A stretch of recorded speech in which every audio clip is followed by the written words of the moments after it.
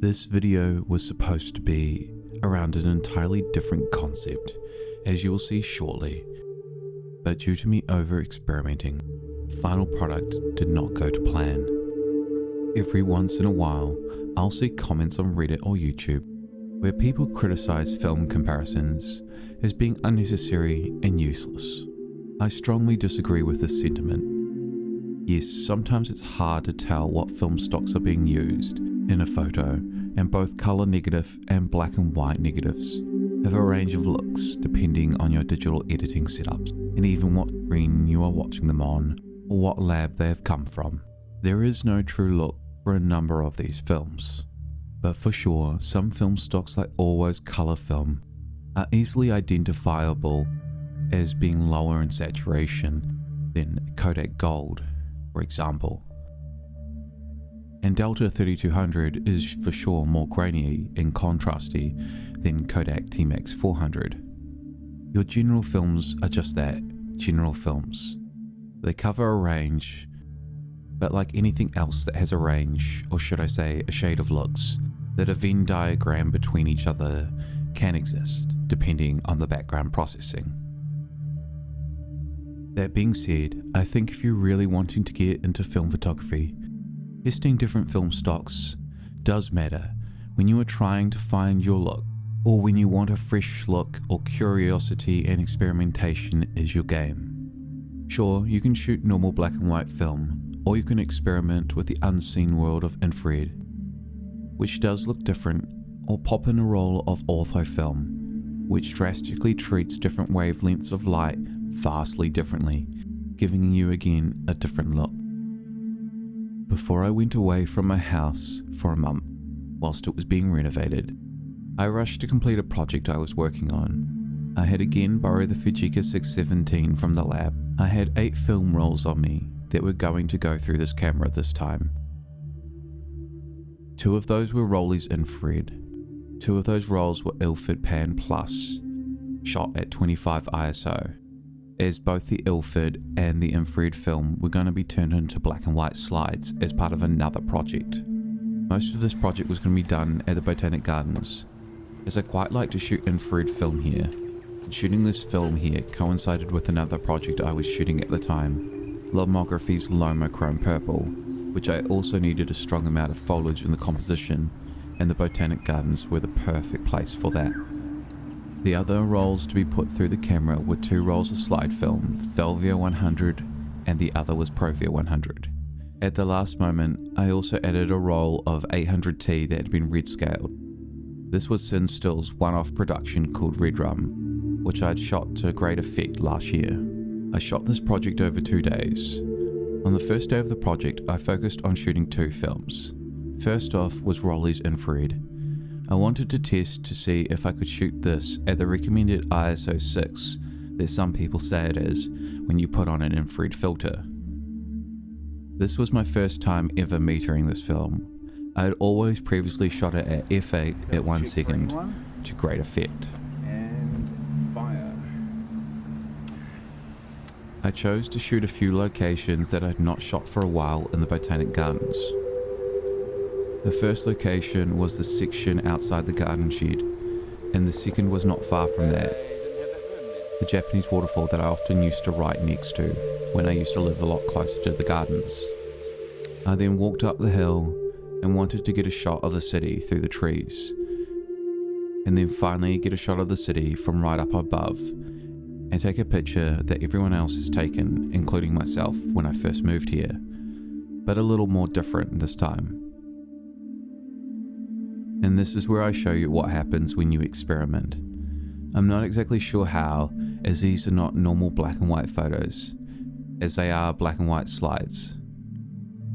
But they were unusable in my opinion.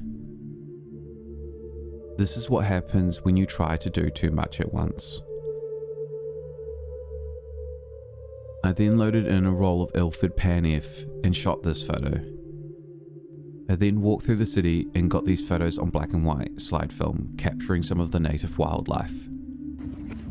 The first day was a failure. As I said, this video was an entirely different concept / project. It was supposed to be about shooting black and white infrared slides. with some comparisons to other film stocks on the side. I can still talk about comparing vastly different film stocks, however, so let's skip on to the next day. Well, the next day was a very early start with me getting up in the morning and heading out for another winter sunrise.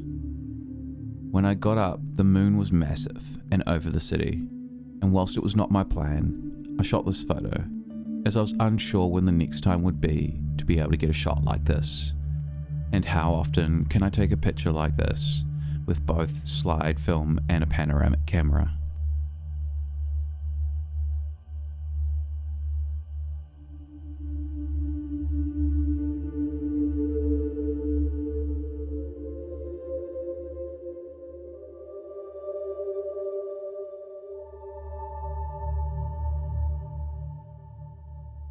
On my previous panoramic video, I shot this photo, and whilst I like it, I think I shot it a little too much for the highlights, so this time I wanted to do it for the shadows. In case I finished my slide film roll early like last time, I wanted a spare roll ready, and with much difficulty loading this camera so quickly, I took this shot on CineStill's red scale film, Red Rum. To the real point of my video now, there is such a drastic difference in outcomes when you shoot with two very different films. But if one film stock screams sunrise, you know which one it is. Bar the sunset photo, I wanted to save the roll to give myself as many comparison shots as I could between different film stocks. I was planning to shoot 4 locations with these 5 film stocks: Velvia, Provia, Lomochrome Purple, CineStill Red Rum, Rollei Infrared, and Ilford F Pan, with the 2 latter stocks being black and white slides, to see if I could get essentially 5 different photos of each location with vastly different outcomes, and to really show their strengths and weaknesses in my opinion. And to show that different film stocks, and I mean actually different film stocks, will drastically change how a photo will be. As the Fujica 617 is not a camera that you can change rolls in, the project required myself and Ching to go back and forth, and me trying to keep my compositions as close as possible, which I think in all fairness you will see that I did a pretty good job of doing so. The first location was these trees, where they were starting to bloom and the flowers were very pink. I'd found this location previously when I was doing scouting for my Lomo Purple as part of that project. I knew my time was short to capture these, as I was hoping to capture them when they had not bloomed, as they looked more like fruit at that point. Now with this location shot under Lomo Purple, it looks like this. For the most part, it is very purple, but this is where Lomo Purple works best, changing green foliage to purple and then messing with the colours of the flowers. Now, the composition worked for the other photos for the most part, but if only there had been more variety in the flowers, I think this photo would have truly popped, but you can see the potential here. Unfortunately, my infrared photos didn't really come out here, and the clouds that were not in the weather forecast didn't help my underexposure. However, if you look at this photo I took in the same spot but pointed towards the right, you can get an idea of what I was trying to achieve. And comparing it to a normal black and white film like Ilford Pan F, you can see that the 2 black and white films have vastly different looks. I am not sure what happened here with the Provia. Overall, the colour is well saturated, as always with slide film, but for some reason the scans that I got back were a little bit pink, but the lab said that for the most part they looked like that on the slide as well. Comparing this to Lomo Purple, there is 2 different vibes, even though it's the same location and for the most part the same photo. My second location was this waterfall. I'd shot this first with Red Rum, and whilst I'm a massive fan of red scale, I think in this project I've found its one weakness: foliage. it just doesn't look good.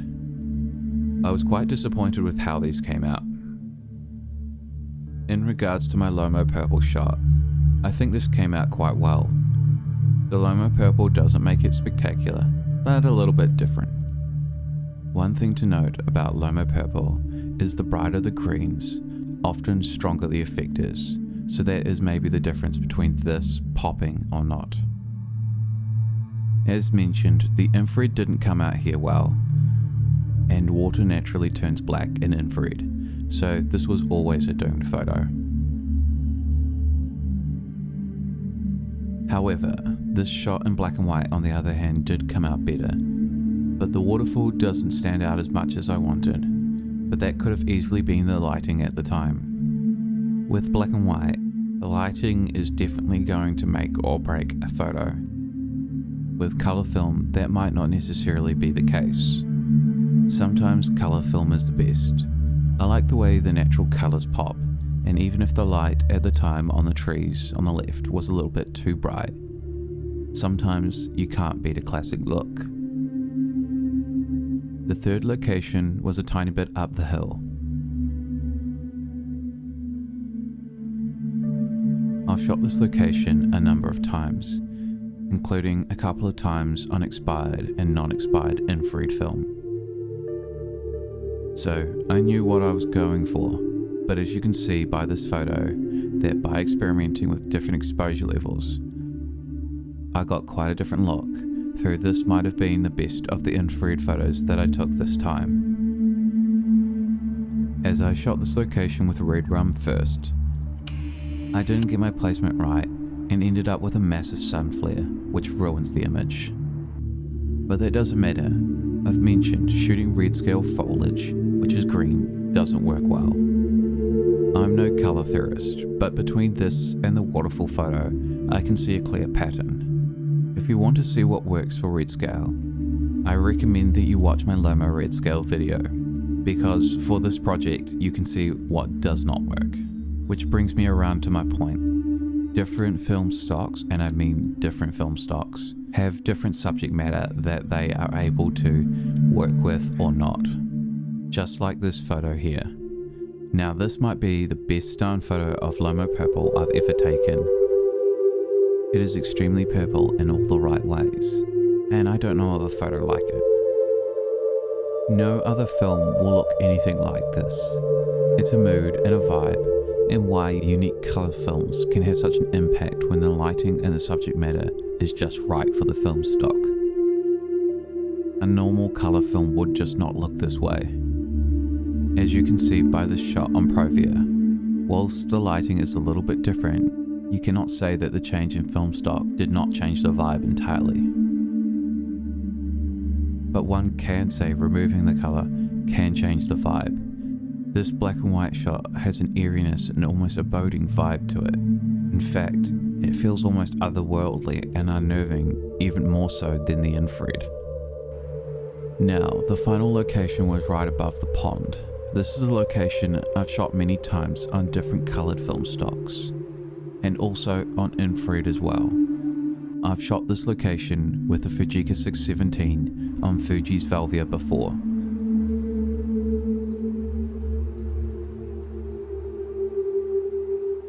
The Lomo Purple shot here is interesting. The different subject matter that are in the frame, from the dead trees on the right, to the pool, to the flowers and foliage on the left, show three different ranges of how this film behaves depending on what is being exposed. At this time of the year, with the trees on the right currently hibernating and not having much foliage, you can see quite a vastly different outcome to the trees on the left.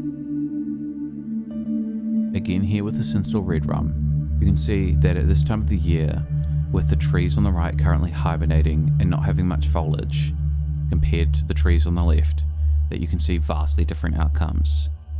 As I've stated, foliage is not where this film stock shines, but if you look at the right, I think dead trees or the lower part of a forest that has high foliage, or anything with a massive amount of wood, may actually look good with Cinestill Red Rum.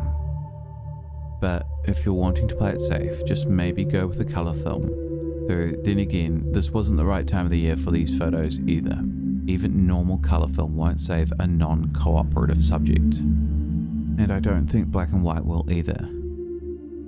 Whilst all the photos have an almost even split of light between yin and yang, with the right side noticeably darker and the left side noticeably brighter, black and white film shows that at an almost beautiful and subtle way.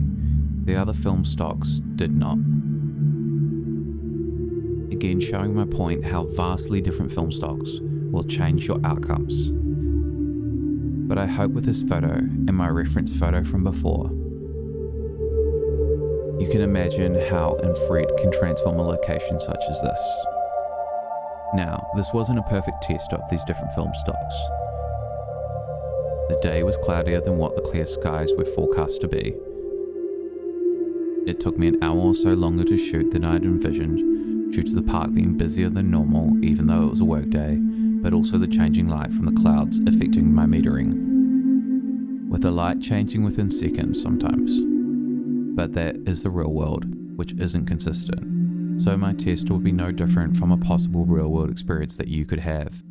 I think with most film stocks that they are quite similar enough that you can edit them and it's hard for people to tell actually which is which makes them all flexible tools to be able to get the photo that you're looking for. But there are some that are unique, and those unique film stocks are hard to replicate, and they have very different subject matter that they are suited to, with taste of course applying. And this can transform your work entirely, even if your composition is the same. I hope you found this video informative, and maybe you want to try a few of these film stocks for yourself and see which one is for you. Or maybe you want to build your own catalogue of reference shots by testing them and figuring out which one you want to use and when. And maybe you want to test them out and figure out that they're not for you. I will in the future reattempt my black and white slides, as was the original intent of this project. But for now, as always, it's been real guys. Until next time.